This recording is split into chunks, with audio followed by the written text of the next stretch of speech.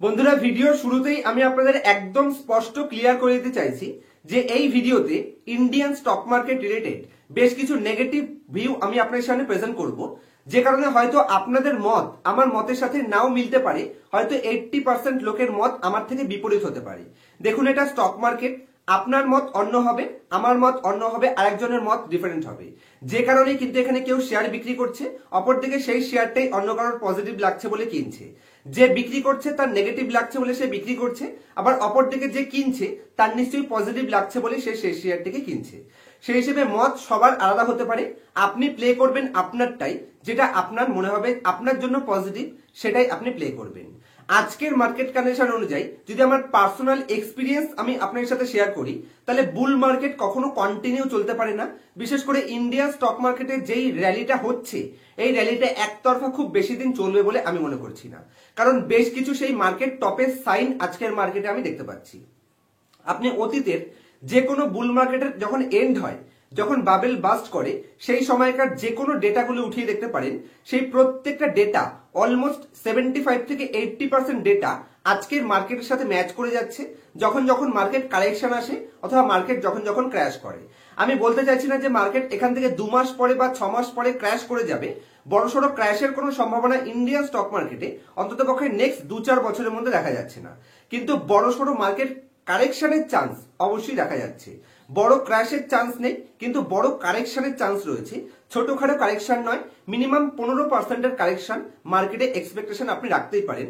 প্রত্যেকবার বুল মার্কেটে যেই যেই সাইনগুলোর জন্য মার্কেট কারেক্ট করে, এই বুল মার্কেটের এন্ডের আশেপাশে আমি চলে এসেছি বলে মনে করছি। হয়তো 6 মাস পরেও মার্কেট টপ বানাতে পারে, বা মার্কেট 1 বছর পরেও টপ বানাতে পারে। দেখুন, সাকসেসফুল ইনভেস্টরদের যদি আমি একটা থিওরি উঠিয়ে নিই, একটা যদি ইম্পর্টেন্ট পয়েন্টস আমি আপনার সাথে ডিসকাস করি। দেখুন, আপনাদের কাছে দুটো অপশন রয়েছে। যেমন আমি প্রথমটা প্লে করছি, আমার কাছে প্রথম অপশন রয়েছে যে আমি এই মুহূর্তে মার্কেটে 1 লাখ টাকা ইনভেস্ট করব এবং এখান থেকে নেক্সট 2 বছরের মধ্যে আমি 20% প্রফিট বুকিং করব। 20% প্রফিটের চান্স আমার কেন, আপনার কাছেও রয়েছে, সবার সামনে পথটা খোলা রয়েছে। অপরদিকে আপনার কাছে আরেকটা চান্সও রয়েছে যে আপনি এই 1 লাখ টাকাটা নিয়ে চুপ করে বসে থাকুন। মার্কেট যখন 50% কারেক্ট করবে, কারণ মার্কেট যদি 15% কারেক্ট করে, তাহলে আমাদের প্রত্যেকের পোর্টফোলিও 40 থেকে 50% কারেক্ট করবে। বিশেষ করে বিগিনার ইনভেস্টরদের পোর্টফোলিও 55% থেকে 60%ও কারেক্ট করবে, কারণ তারা জানেন না কোন ধরনের স্টকে ইনভেস্ট করতে হবে। সেক্ষেত্রে আজকে আপনি ইনভেস্টেড থাকলে আপনি নেক্সট 2 বছরে 20% প্রফিট কামাবেন। আবার অপরদিকে আপনি যদি ইনভেস্টেড না থাকেন, তাহলে আপনি এই কোম্পানিগুলোকেই আপনি 30-35% ডিসকাউন্টে পেয়ে যাবেন। তাহলে যদি আপনি ডিসকাউন্টে যখন মার্কেট 35% পড়বে, তখন হিসাব মতন কি হবে, আজকের 1 লাখ টাকাটা আপনি 20,000 প্রফিট কামিয়ে 1,20,000 নিয়ে গেলেন, সেখান থেকে কিন্তু মার্কেট 30% পড়ে যাবে। এবার মানে আপনার পোর্টফোলিও 30% পড়ে যাবে। আপনি যদি সেই সময়তে ইনভেস্ট করতে পারেন, যতদিনে আপনি টাই লেভেলে পৌঁছাবেন, মানে আপনার বাইং প্রাইসে পৌঁছাবেন, ততদিনে কিন্তু আমরা অলরেডি আমাদের পোর্টফোলিওতে 35 থেকে 40% প্রফিটে ঢুকে যাব। তো অপশন আপনার কাছে রয়েছে। আপনি এই মার্কেটে 100% ইনভেস্টেড থেকে নেক্সট 1-1.5-2 বছরের মধ্যে বিশাল বড় বুল মার্কেটের কোনো চান্স নেই। লং টার্মে বিশাল বড় বুল ট্রেন্ডের চান্স আছে 5-7-10 বছরে, কিন্তু এখান থেকে নেক্সট 1.5-2 বছরের মধ্যে 15-20% বেশি কোনো মতেই মার্কেট চড়তে পারবে না।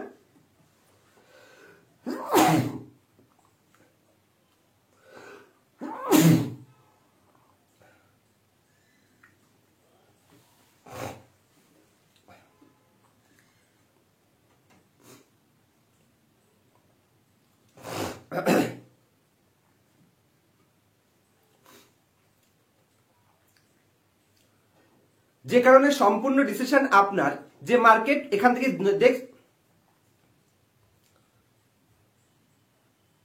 যে কারণে সম্পূর্ণ ডিসিশন আপনাকেই নিতে হবে যে আপনি এই মার্কেটে 100% ইনভেস্টেড থেকে নেক্সট 1.5-2 বছরে 15-20% প্রফিট কামাতে চাইছেন, নাকি একটুখানি ওয়েট করে আপনি 30% কারেকশনে একদম ফ্রেশ লেভেলে কন্টিনিউ পারফরমেন্স করার জন্য রেডি হওয়ার জন্য লোয়ার লেভেলে ফ্রেশ এন্ট্রি করতে চাইছেন কিনা। ডিসিশন সম্পূর্ণ আপনার। সেক্ষেত্রে আমি সেকেন্ড ক্যাটাগরির লোক, যারা 60% মতো মার্কেটে ইনভেস্টেড ছিলাম, অলরেডি কালকে আমি বড় প্রফিট বুকিং করে নিয়েছি। আমি এই মুহূর্তে একদম টাই 45 থেকে 50% আমার ক্যাপিটাল মার্কেটে ইনভেস্ট রয়েছে। বাকি টাকাটা আমি ক্যাশে হোল্ড করছি। এই টাকাটাই কিন্তু আমি ক্যাশে হোল্ড করবো এরকম নয়, এই টাকাটাকে আমি কন্টিনিউয়াসলি এই বুল মার্কেটে আইপিও তে ইনভেস্ট করে আপনার থেকে বড় প্রফিট কামিয়ে নেব, এবং জিরো রিস্কের সাথে। মার্কেট যখন কারেক্ট করবে তখন এখান থেকে মার্কেট 15-20% বেশি চান্স নেই উপরের দিকে যাওয়ার। তো মার্কেট কারেক্ট করলে সেখানে আমি পুরো 50% যেটা আমার কাছে ক্যাশ রয়েছে, যেটা আমি আইপিও তে ইনফ্লো করছি, আইপিও থেকে জাস্ট প্রফিট গেইন করছি, সেই টাকাটাকে আমি লোয়ার লেভেলে ইনভেস্ট করব। তো আপনারা কি করবেন, ফাইনাল ডিসিশন আপনার। আজকের মার্কেট কন্ডিশনে আমি মার্কেটকে নিয়ে কেন ভয় পাচ্ছি, কারণ অতীতের প্রত্যেকটা বুল মার্কেটের এন্ডের আশেপাশে ঠিক যেই যেই সাইনগুলো থাকে টপের আশেপাশে যখন থেকে কারেকশন স্টার্ট হয়, আজকে সেই সাইনগুলো আমি দেখতে পাচ্ছি।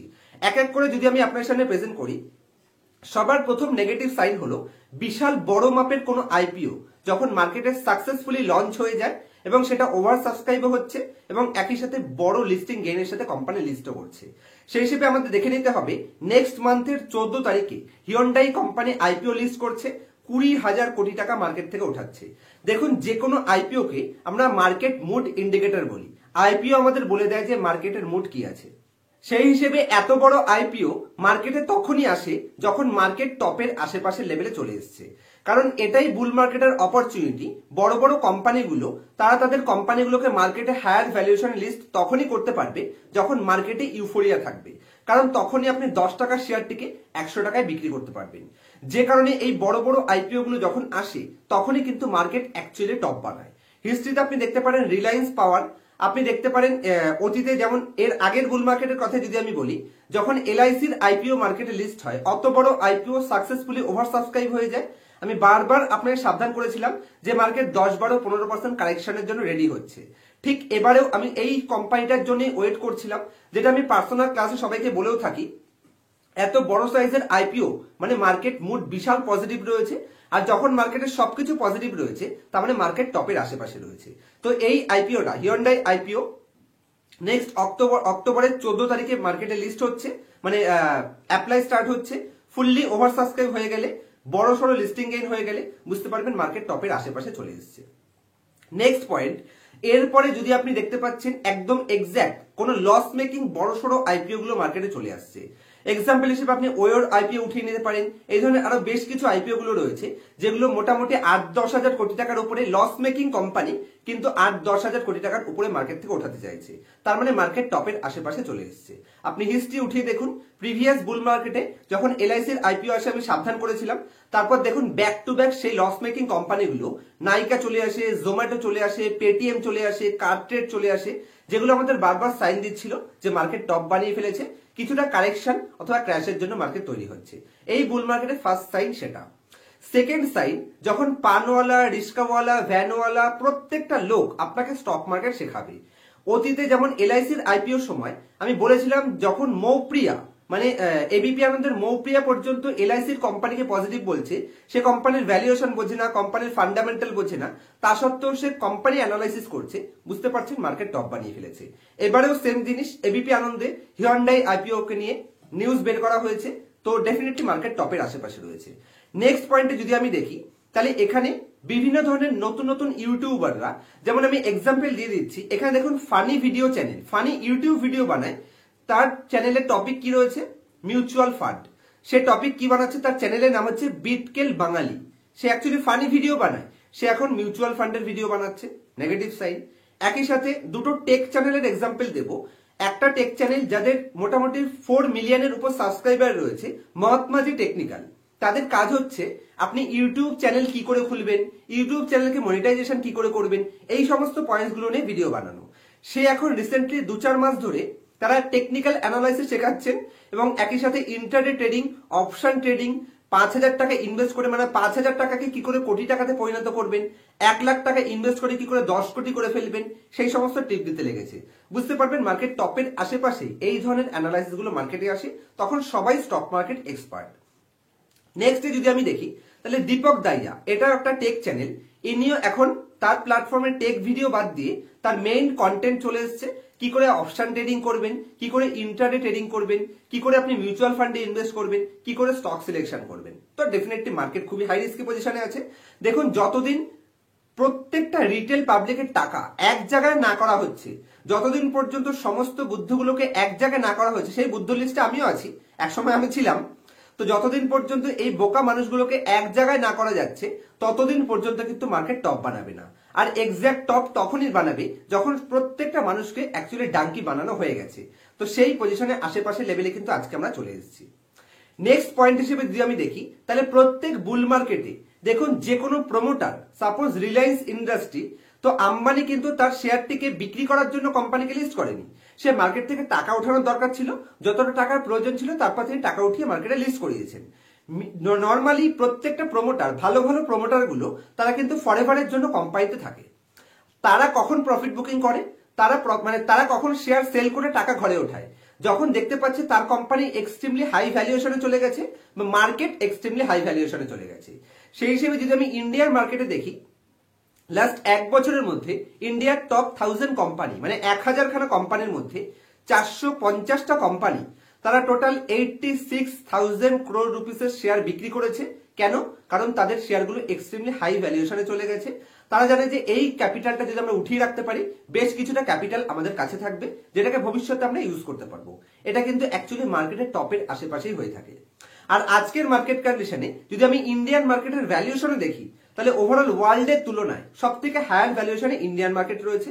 অবশ্যই আমি এটা মেনে নিচ্ছি যে ইন্ডিয়ান মার্কেটে গ্রোথ অনেকটা হাই রয়েছে, যে কারণে ইন্ডিয়ান মার্কেট হাই ভ্যালুয়েশনে রয়েছে। কিন্তু যদি আপনি বুল মার্কেটকে উঠিয়ে নেন, তাহলে মার্চ 2020 থেকে স্টার্ট করে 20, 21, 22, 23, 24 শেষ হতে চললো 5টা বছর ধরে কন্টিনিউ একতরফা বুল মার্কেট আমরা দেখেছি।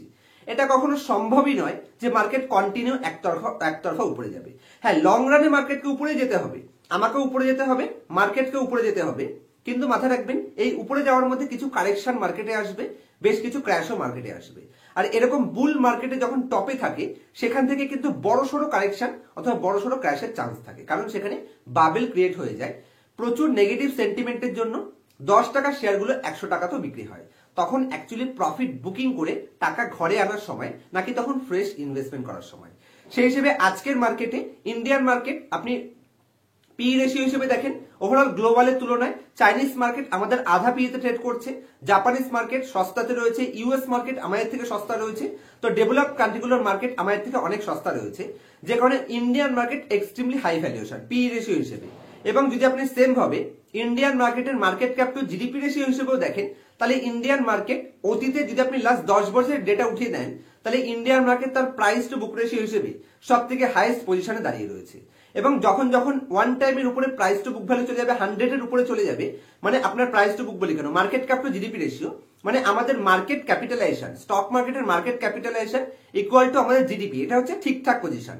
আজকের দিনে কিন্তু সেটা 0.5 বেশি এক্সট্রা উপরে চলে গেছে, যেখানে গ্লোবাল মার্কেটের তুলনায় ইন্ডিয়ান মার্কেট একটু বেশি রিস্কি পজিশনে চলে আসছে। রিটেল ইনভেস্টর কন্টিনিউ ঝাঁপিয়ে ইনভেস্ট করছে, প্রত্যেকটা কোম্পানি মার্কেট থেকে টাকা উঠিয়ে নিচ্ছে, তো সেই প্রত্যেকটা সাইন কিন্তু মার্কেটে আছে।